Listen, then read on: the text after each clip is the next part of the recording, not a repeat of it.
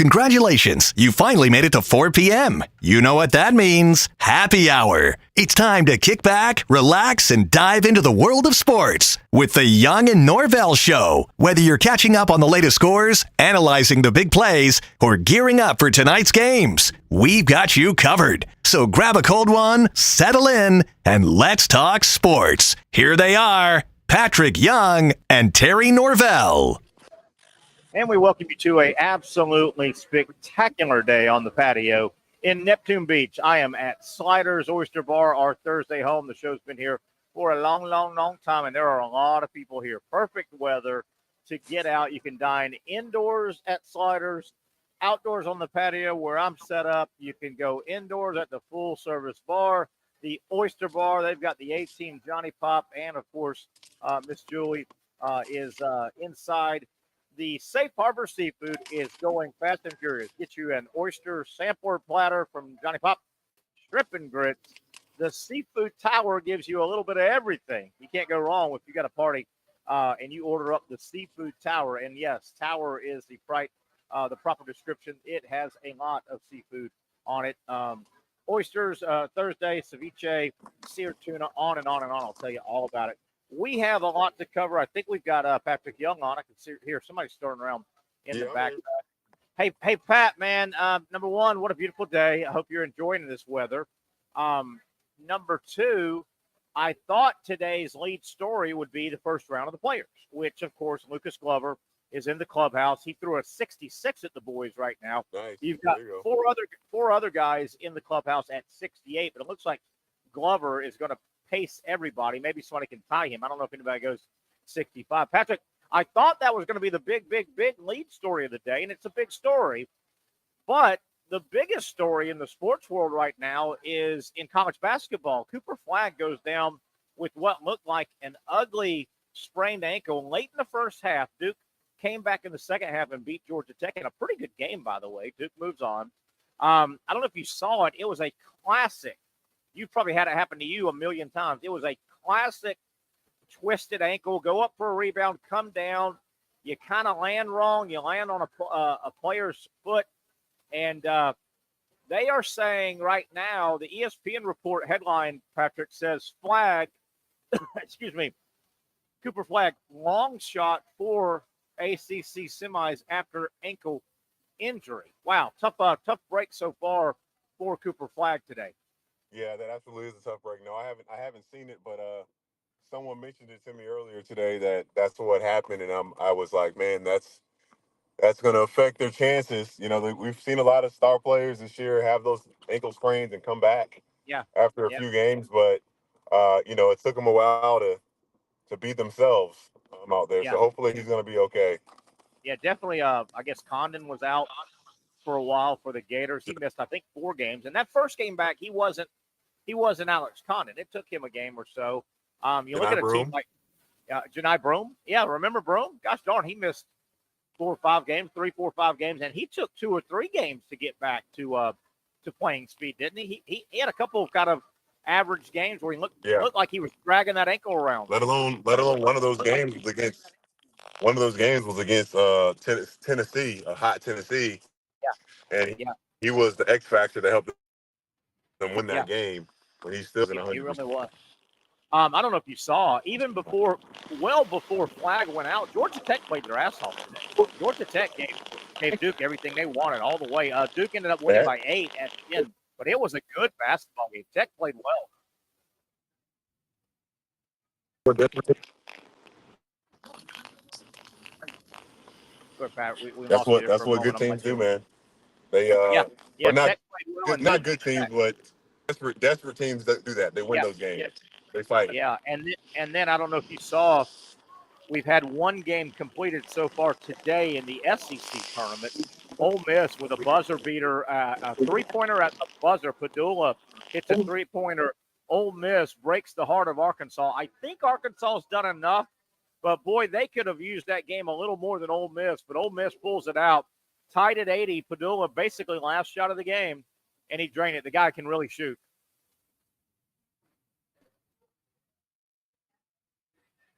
We may have lost Pat. He may have gotten out of signal, but that is That is the first game today in the SEC tournament that is completed. Ole Miss in a back and forth, particularly the last several minutes of the game. Ole Miss and Arkansas locked up in a back and forth game, tied up.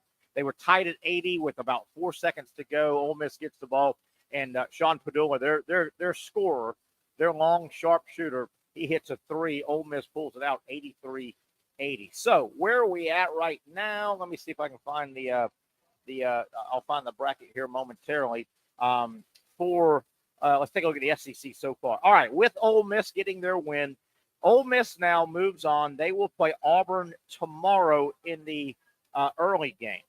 That's the only game complete today out of the SEC tournament. You've got a couple games coming up. One more afternoon game. Texas and Texas A&M will get together. Mississippi State will play Missouri in the first night game, and then Oklahoma, Kentucky. You've got Tennessee, Florida, and Alabama waiting on their opponent for tomorrow's game. Tennessee gets the winner of Texas A&M. Florida gets the winner of Mississippi State, Missouri, and Alabama gets the winner of Oklahoma and Kentucky. That'll be the late game tonight. As I mentioned, Ole Miss has already moved on. Auburn gets Ole Miss, and they've played at least one game I watched this year that was a competitive basketball game. So that's the SEC. Now, the ACC right now, one game completed. Obviously, earlier, Duke, we talked about it. Duke gets by Georgia Tech in a good game. It was not an 8-point game. It was a tight game. Tech led by 14 in the first half before flag was out. Duke could not hit a three-point shot to save their lives. Duke jumped on them in the second half, maybe a little impetus from watching their comrade go out, Cooper Flagg, late in the first half. He ended up getting in a wheelchair at one point off court, and Duke made a hell of a run early and fought off Georgia Tech. Duke will play the winner of the current ongoing game in the ACC. Right now, North Carolina leads Wake Forest 45-38. Winner gets Duke. North Carolina and Duke just played this past Saturday. Duke has taken two, which, as you would imagine, from North Carolina. North Carolina is fighting for their lives. This would be a big win for Carolina. This would be the second win in the ACC tournament for Carolina. Might sneak them in if they just get the win. If not, it's going to be a tough Sunday watch for North Carolina, definitely. So a lot of basketball going on, as you would imagine. Duke, Cooper Flagg, the big sports story right now of the day. How injured is he? Now, Duke is in a decent position. They don't need any more wins. I guess getting that win today, not getting knocked out, and I don't know if I totally agree with this, but not getting knocked out in the first round, Duke, by winning today, they really have eliminated. It would be nice to win the ACC championship, tournament championship, but Duke doesn't need the next two games. They could easily, and it looks like Flagg will not play even if Duke needed these games. But Duke does not necessarily, and let me back up. The ACC ends on Saturday. They started a day earlier than the other big conferences. The SEC conference tournament will end on Sunday. So Duke doesn't necessarily need wins on Friday and Saturday. Duke could get beat tomorrow, hold Flagg out. I would 2,000% hold Cooper Flagg out the rest of the ACC tournament. They just don't need the games. Hold him out tomorrow. Hold him out Saturday. See where you're going. Get back home to Durham. See where you're going on Sunday.